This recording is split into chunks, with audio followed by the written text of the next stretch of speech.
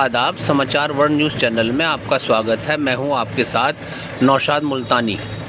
نجیب آباد کے محلہ مولو شاہ استھت کولو والی مسجد میں جمعیت علماء کی اور سے 8 روزہ سیرت رسول اکرم صلی اللہ علیہ وسلم پروگرام جاری ہے۔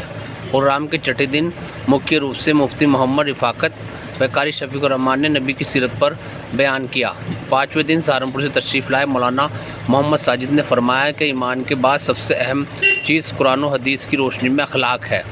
اخلاق کا مطلب ہے برتاوا، انسانوں کے ساتھ، جانوروں کے ساتھ، سب کے ساتھ اچھا برتاؤ کرنا اسلام میں انتہائی اہم ہے۔ لوگوں کے ساتھ اچھا برتاوا کرنا اس قدر اہم ہے کہ اللہ اپنے حکم کو تو معاف کر سکتا ہے، لیکن اگر دوسروں کے ساتھ برا برتاوا کیا اور کسی کے حق کو ادا نہیں کیا تو اللہ ہرگز اس کو معاف نہیں کر سکتا۔ اچھے اخلاق کی اہمیت کو نبی اکرم صلی اللہ علیہ وسلم نے بیان کرتے ہوئے ارشاد فرمایا، مومنوں اپنے اخلاق کے ذریعے مستقل تہجد پڑھنے اور ہمیشہ روزے رکھنے والے کے درجے کو پہنچ جاتا ہے۔ اللہ کے نبی نے فرمایا، تم میں سے سب سے اچھا وہ ہے جس کے اخلاق سب سے اچھے ہو۔ رشتہ داری نبھانا، اپنے رشتہ داروں کے ساتھ اچھا سلوک کرنا، یہ بھی اخلاق ہے۔ مولانا محمد اسلم کی صدارت ایوم قاری محمد ساجد کی تلاوت سے جلسے کا آغاز ہوا۔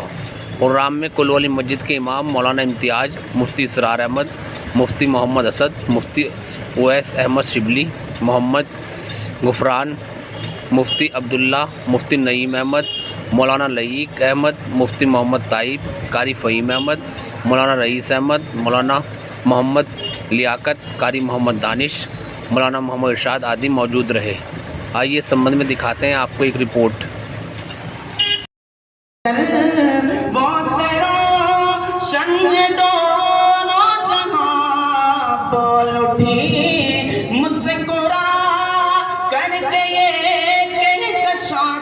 میرے سرکار کے جیسا کوئی نہیں، میرے سرکار کے جیسا کوئی نہیں۔ ایک مرتبہ سے سبحان اللہ۔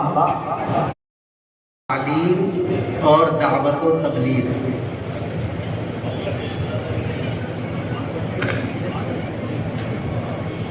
تعلیم کا لفظ جب آتا ہے تو ہم ظاہر ہے کہ جس زمانے کے ہیں اس زمانے کی تصویریں ہمارے ذہن میں آ جاتی ہیں۔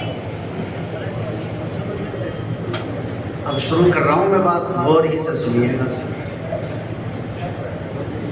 انسان یہی کر سکتا ہے، اس سے زیادہ کیا کر سکتا ہے؟